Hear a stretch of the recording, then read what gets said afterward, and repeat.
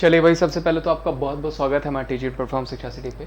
तो मैंने आपको बोला था कि मैं आपको 300 पॉलिटी के क्वेश्चंस कराऊंगा, जिसका ये सेकंड पार्ट है। फर्स्ट पार्ट मैंने करा दिया आपको।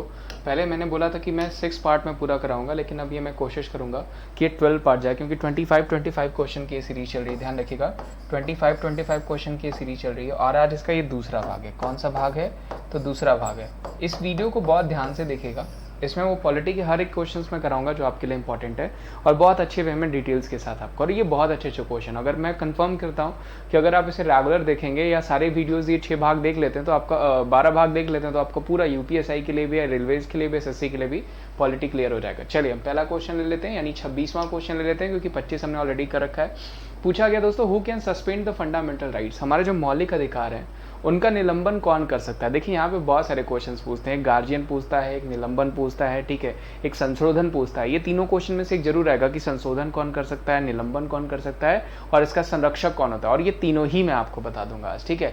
तो प्रधानमंत्री द्वारा मौलिक अधिकारों का निलंबन कौन कर सकता है? Who can suspend the fundamental rights? प्रधानमंत्री, संसद या राष्ट्रपति। तो जो सही आंसर हो जाएगा दोस्तों वो कौन हो जाएंगे? वो हो जाएंगे राष्ट्रपति। ध्यान रखिएगा, अगर पूछा जाएगा निलंबन कौन कर सकता है तो वो कौन हो जाएंगे? राष्ट्रपति। वेरी इंपॉर्टेंट, कंफर्म पूछा जाएगा, ठीक है। अगला क्वेश्चन ले लेते हैं। अगला क्वेश्चन दोस्तों कि भारतीय संविधान के अंतर्गत मूल अधिकारों का संरक्षक कौन है? Very important. Who is the guardian of the fundamental rights under the Indian constitution? संसद, राष्ट्रपति, न्यायपालिका या फिर मंत्रिमंडल? कौन हो सकता है?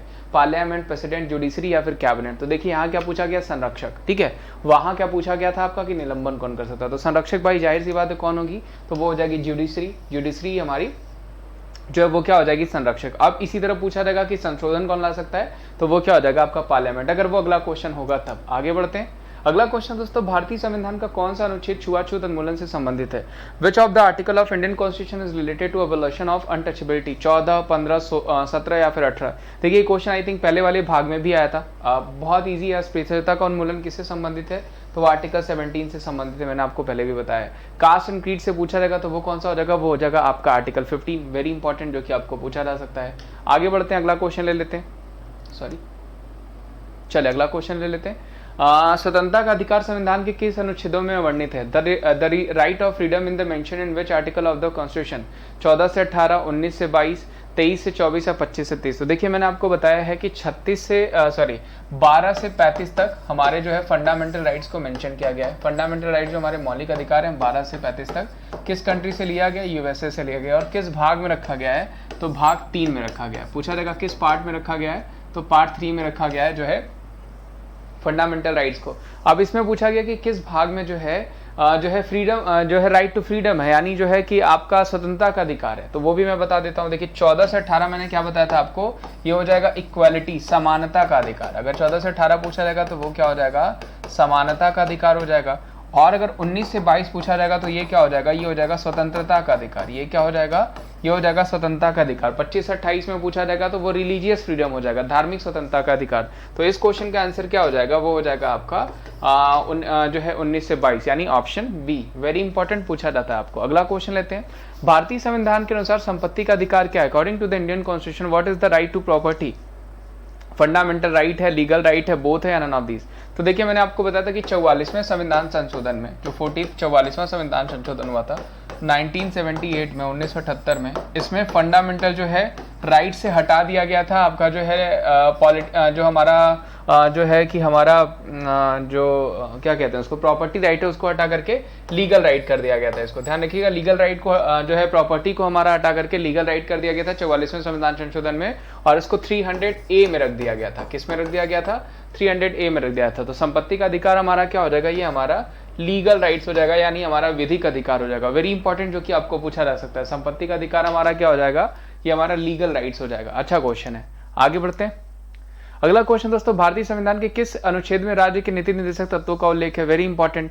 33 to 46, 34 to 48, 36 to 51 या 34 to 52? तो अनुच्छेद 36 से 51 में, ध्यान रखिएगा, अनुच्छेद 36 से 51 में, जो कि भाग 4 में आता है, ठीक है, जो पार्ट 4 में आता है, उसमें डीपीएसपी बताया गया। और डीपीएसपी कहाँ से लिया गया भाई? तो डीपीएसपी लिया गया है आयरलैंड से, और ये हमारे राज्यों के कल्याण के लिए, ध्यान रखिएगा, राज्यों के लिए कल्याण के लिए डीपीएसपी चलाया गया था। वेरी इंपॉर्टेंट, जो कि आपको पूछा जाता है। तो 36 से 51 आर्टिकल में हमारा क्या हो जाएगा? डीपीएसपी हो जाएगा। आगे बढ़ते हैं।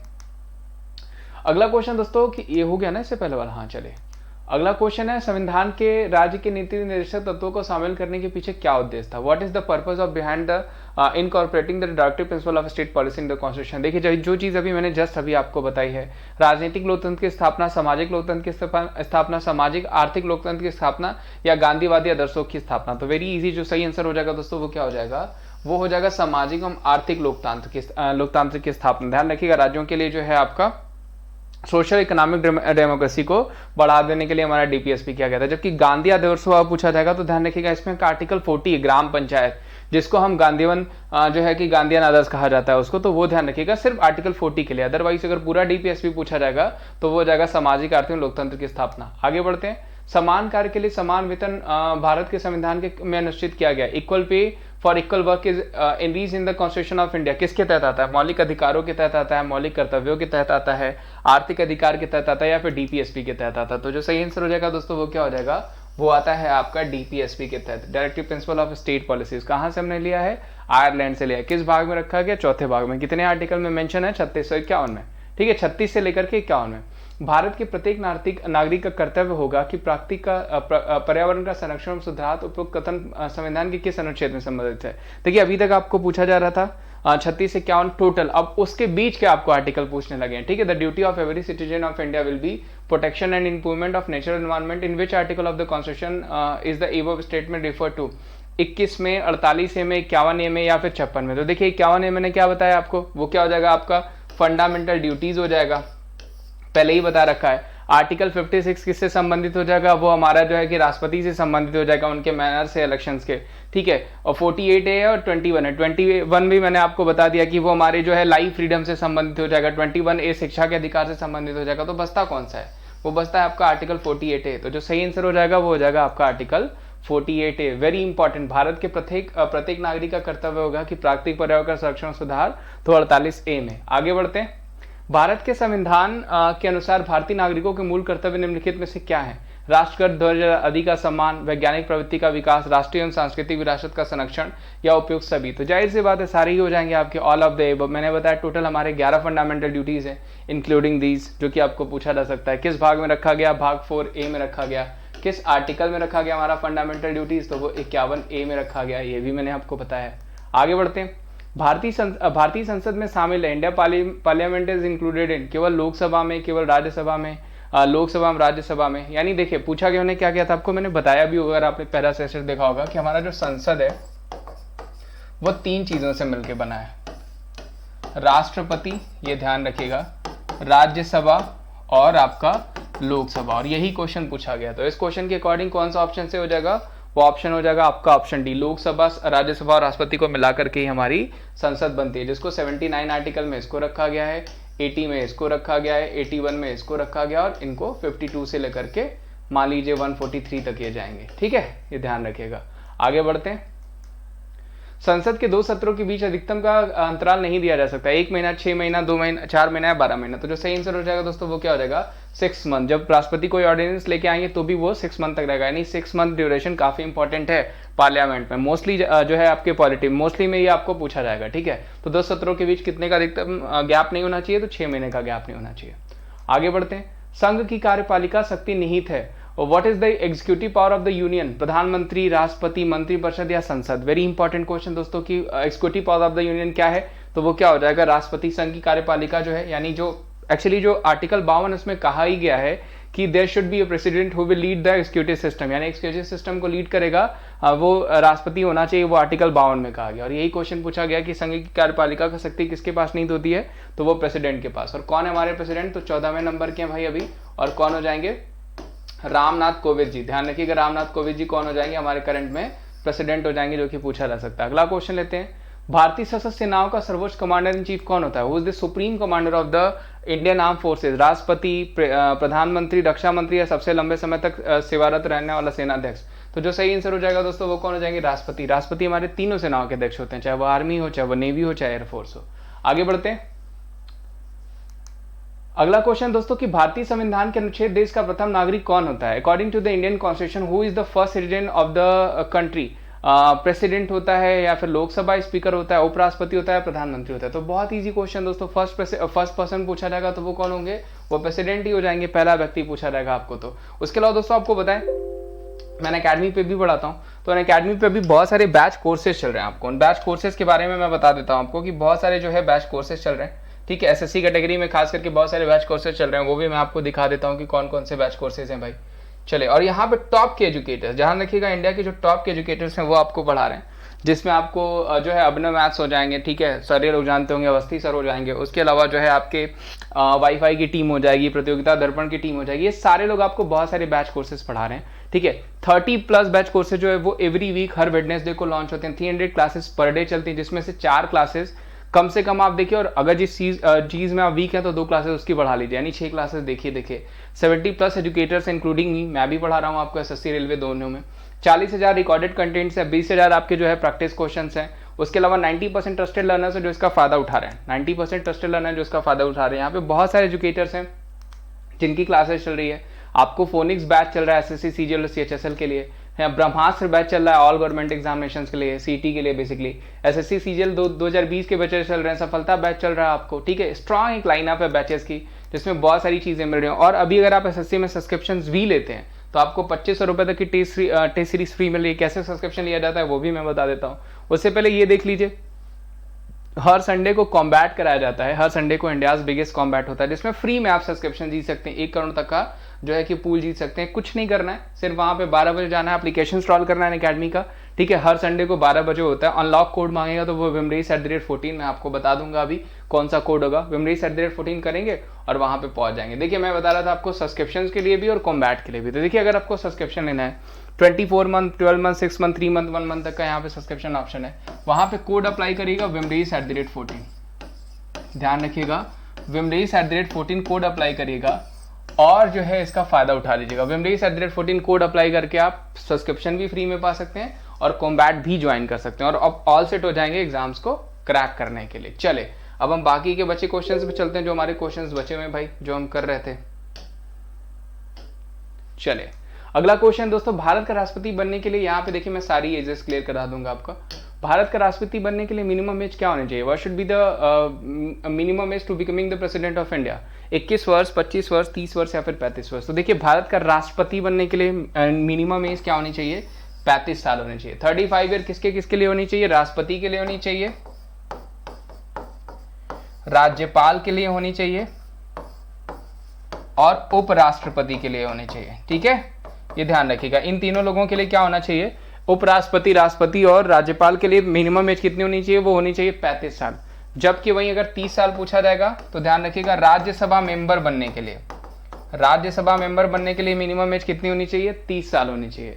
25 साल अगर पूछा जाएगा तो पीएम बनने के लिए, सीएम बनने के लिए, एमपी बनने के लिए, एमएलए बनने के लिए मिनिमम एज क्या होनी चाहिए, यानी आपका विधायक हो गया या फिर सांसद हो गया, प्रधानमंत्री हो गया, चीफ मिनिस्टर हो गया, इनके लिए क्या होनी चाहिए, 25 साल। और 21 साल किसके लिए होनी चाहिए भाई, 21 साल होनी चाहिए आपका जो ग्राम सभा मेंबर होते हैं, ग्राम पंचायत मेंबर बनने के लिए मिनिमम एज क्या होनी चाहिए, तो वो होनी चाहिए 21 साल। सारे क्लियर हो गए। 21 साल आपका जो है कि ग्राम पंचायत मेंबर के लिए, 25 साल आपका पीएम सीएम के लिए, 30 साल आपका राज्यसभा के लिए और 35 साल आपका राज्यपाल, उपराष्ट्रपति और राष्ट्रपति बनने के लिए।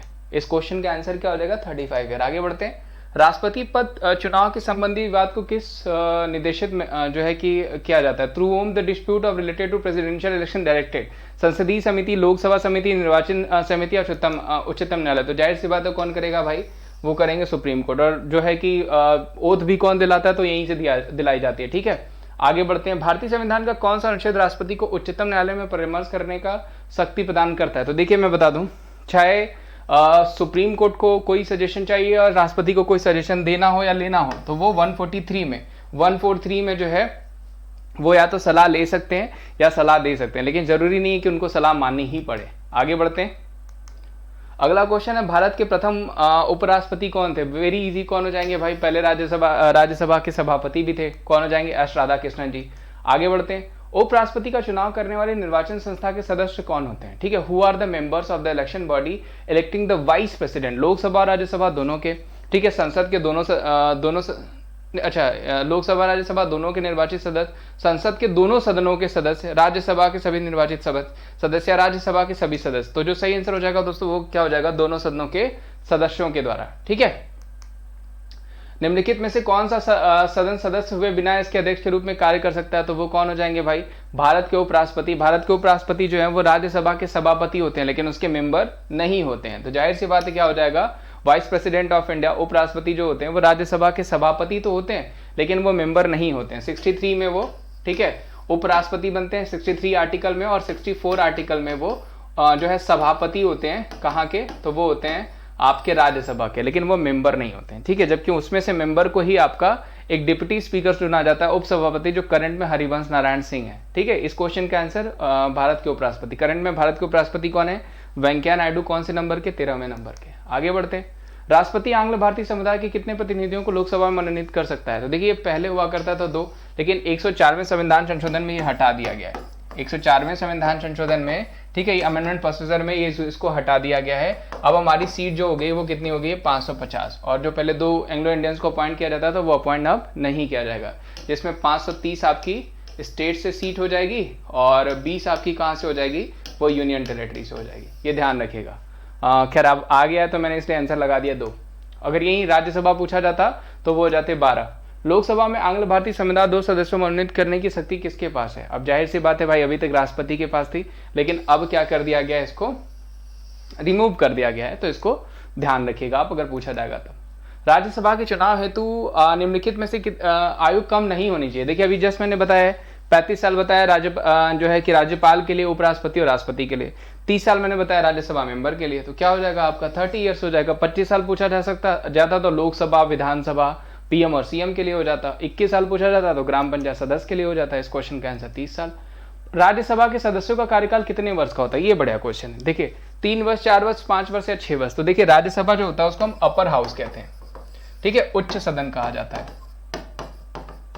और ये एक आपका परमानेंट सदन भी होता है। ध्यान रखिएगा क्या होता है, एक स्थायी हाउस होता है, ठीक है, एक स्थायी सदन होता है। यानी इसको जो है डिसॉल्व नहीं किया जा सकता, इसको भंग नहीं किया जा सकता, क्योंकि हर 2 साल पे 1/3 मेंबर्स रिटायर होते हैं और उनकी जगह नए मेंबर्स आते रहते हैं। और उनका कार्यकाल कितने साल का होता है, वो कार्यकाल होता है 6 साल का। जबकि लोकसभा को डिसॉल्व किया जा सकता है आर्टिकल 85 में, राष्ट्रपति के द्वारा 50वें आर्टिकल में।